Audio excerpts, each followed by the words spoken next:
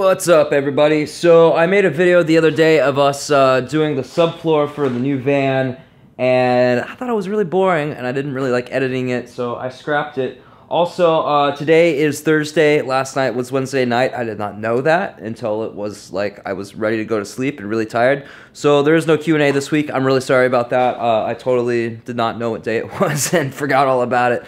I'll try to do it next week. So basically what happened in the last video is someone suggested, and I forget who, and I'm really sorry, I forgot who you are, but you are important. They suggested we take out the rubber mat and use it as a template for the subfloor and the hardwood floor. It won't work, or the vinyl floor, the plank floor. It won't work for the plank floor. We're going to have to do that in the van, but that's fine. I'll show you how we're going to do that. But we did make a subfloor for it, and we went and got some paint from Home Depot, and it's anti-mold paint, and it's no VOC, and it was pretty cheap. It was, what, 30 bucks? 20 bucks or something? For what? For the gallon of paint? It was $23. $23 for the whole gallon of paint. No mold, no VOC. I painted in here, doors closed, didn't get dizzy or anything, and I'm a freak about chemicals. So, yeah, so we got it all cut out, so we're going to go put this in and then put the rubber mat back in. And by the way, we drove it without the rubber mat a little bit, and it made a huge difference in road noise. I was thinking about just leaving it out, but then I remembered when I had the Astro, I had just the Luan and then the laminate floor on top, and the heat was a lot. After I drive, the floor would get really hot, and that would suck in the summer. So we want to reduce the heat and reduce the road noise as much as possible. So we're doing the Luan, we have the 1/2-inch insulation, and then the Luan, and then this hard-ass rubber mat.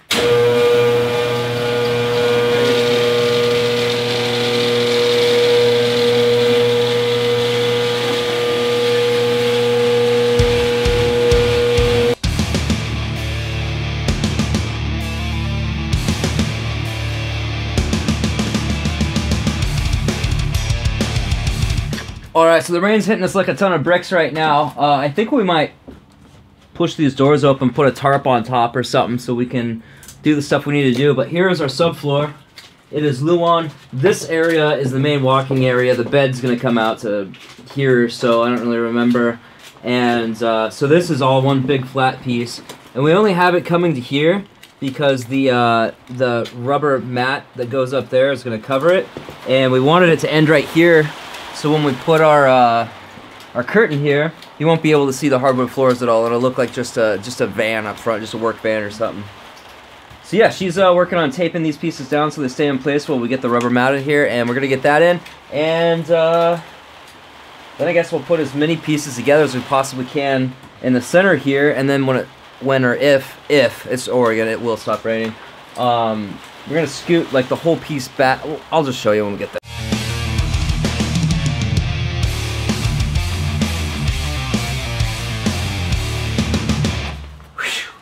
Thing's heavy. Okay, so that is done. I am black because I'm super back exposed or whatever. We're gonna start on the hardwood floors now. We're swimming in the ocean. What now? We're swimming in the ocean. What were you just describing to me though? The backyard, there's the bed right there. Mm-hmm. Bed right here. The doors are open, and we'll have a little, what's it called, the porch or whatever? Or, porch. Yeah, and this is the ocean right here, and you swim. Swim in the ocean? Yeah. Alright. So we have a back porch that we can swim in the ocean with now in our garage. Pretty sweet. So yeah, we're just gonna get started on these real quick. Put this tarp up because it keeps raining on us, and realize that this is an awesome idea for when we're camping.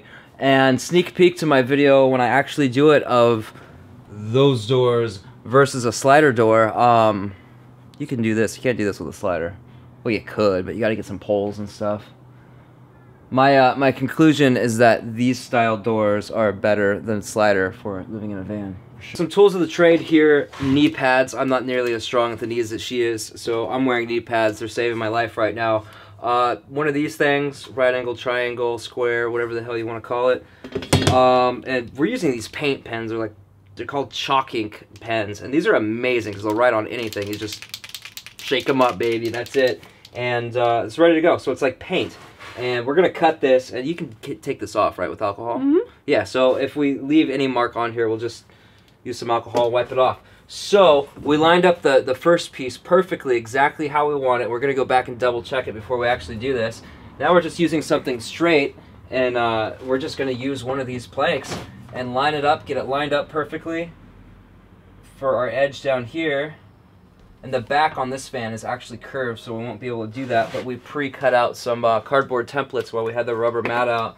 That worked really well. So let's double check this thing, make sure this is perfectly lined up. That feels good. That feels good, same distance, looks great in alignment with the back wheel well. A lot of these vans are very curved. There's no real straight lines, especially the Chevys, and I guess the Fords too. Dodges are a little more straight. So I'm kind of eyeballing this because I know that this van has a fish design. You know, it's not straight. It bows out in the middle and then kind of comes in. So I'm just eyeballing everything. I want it to look right. But as far as this part, I want this perfect. So I'm lining it all up and it looks great. So I'm just going to stick this chalk pen in there and keep it at the same angle to keep a nice straight line. And draw this down. And now I'll get out and I'm going to use I think I'm going to use, I don't know what kind of saw I'm going to use yet. I don't know what we have here. Yeah, so I'm just going to cut this anyway. So you'd use whatever kind of saw you have and whatever you can do to make a perfectly straight line. In this situation, we have a rubber mat that's going to come over this a little bit, so we won't be able to see it, but I still want to get it like as perfectly straight as possible. So I want to talk really quick. It's kind of funny. This video is like all van build stuff, and the last one was like almost no van build stuff. Anyway, I want to tell you why I chose vinyl flooring instead of laminate or any of the other options. One, it's super easy to clean. It's hard, so you just sweep it off and that's it. If you need to mop it, you mop it. And the reason why we went vinyl over like laminate or a traditional hardwood floor is because moisture doesn't impact it at all. Temperature doesn't impact it at all. It is what it is. It doesn't flex. It doesn't need space on the end because it's constantly expanding and contracting. I actually have an area in my Astro where I spilled a bottle of water for, I think I left it in there for an hour or two before I realized it. And I've got spots on that laminate floor where it's swelled up really bad and now it's starting to delaminate. So vinyl's a much better option. Now you get into like the toxicity stuff. Vinyl's kind of in some circles known to off-gas or whatever. I did a bunch of research on this, and what I found is there's a bunch of green bloggers online who are against anything with any kind of chemicals and are just totally against anything, and it's very biased against anything with chemicals. And then you've got the vinyl manufacturers, especially the ones who make the flooring, where they've got these very elaborate, scientific, detailed articles who are saying it's only a risk to your health if you burn it. It's only the gases that come off of it when you incinerate it, when you burn it. So unless this thing's on fire, I should be okay. So now it's the decision of who do you want to believe. The green bloggers or whatever are just saying this stuff and they have no real evidence to back it up. They don't even have, most of them don't even have links to any of the studies they refer to. And then you've got, you know, the manufacturers who have all this hard evidence or whatever, which anybody could really make up. You know, so it's kind of hard to figure out which to believe. I'm kind of honestly leaning towards manufacturers because they speak more logically and intelligently, and it's not the pseudoscience fluff, you know, all the BS.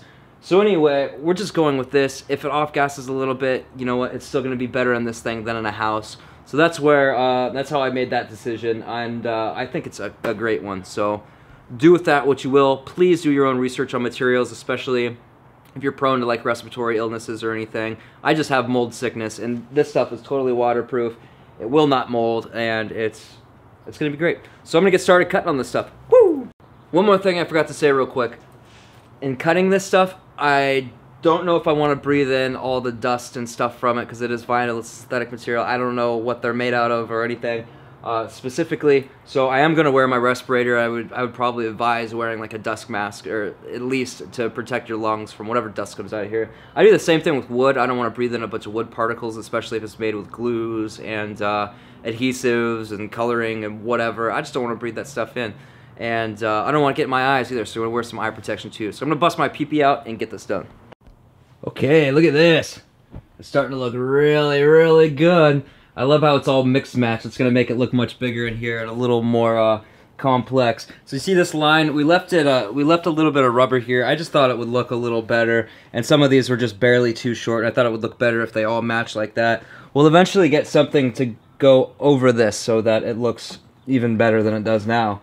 Doesn't look great, but it looks better than it would if it had like notches and stuff. So the way that we did this is we pulled this whole thing out on top of this garbage can and cardboard box after we traced it, and then I just use the jigsaw down here and cut it out. So now it's in. Now we're gonna do all the side parts, and we will be done for now until we get the whatever kind of trim pieces we decide on to go on here. We have a pretty good idea of what we're gonna do, but if anyone has any suggestions, let us know.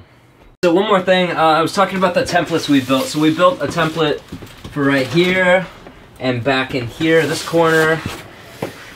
And then this one is for both wheel wells because they're exactly the same. And I showed you the one for all the way back there. That'll cover those two areas as well.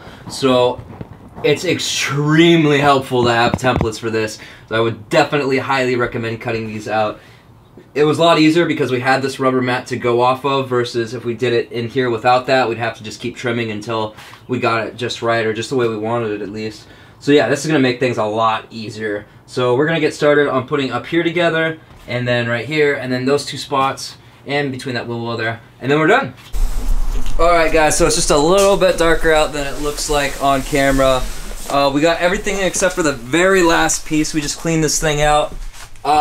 Back here doesn't look so hot, but it doesn't matter. It's all going to be covered up. But this is it. It's all in, and it feels pretty sturdy. It feels really sturdy, actually. So yeah, we got the floor done. Woo!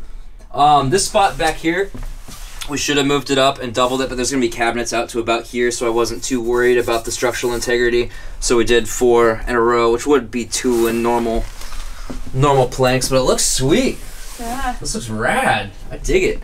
All right, so we're going to put in the last piece here and call this a video. You want to do it? I'm gonna do it together. You're going to do it together, okay. Yes.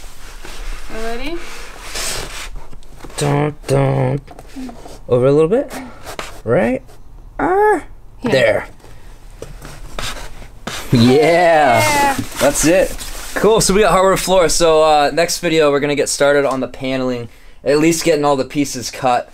It's going to be tricky. Actually, if you guys have any suggestions, and insulate it. Well, we're going to insulate it after we paint. It's going to take a day for all the paint to dry. If you guys have any suggestions on building templates, I've never actually paneled a van. I've done like from here down. That was easy, but this is very complex. Like, look at the shapes in here. It's very complex. So any suggestions are more than appreciated. It seems like from here down to here stays about the same. So I think we might panel the top and do the bottom separately. It's all going to be covered up, so I don't really care how it looks. But yeah, thanks for watching, guys. Love yourself, and see you next time. Bye. Oh man, that stuff is easy to cut. I'm hanging upside down, or no, I'm not. I'm not hanging. What am I doing? You're standing. I'm standing up, leaning down. It looks crazy, huh? So I'm gonna restart this because we're. Oh man, that stuff is easy to cut. I'm not hanging upside down right now. I'm actually standing up, hanging down. But anyway, yeah, that stuff's ridiculously easy to cut. So we're gonna get this together. I don't know why I'm saying this because I probably won't use this clip.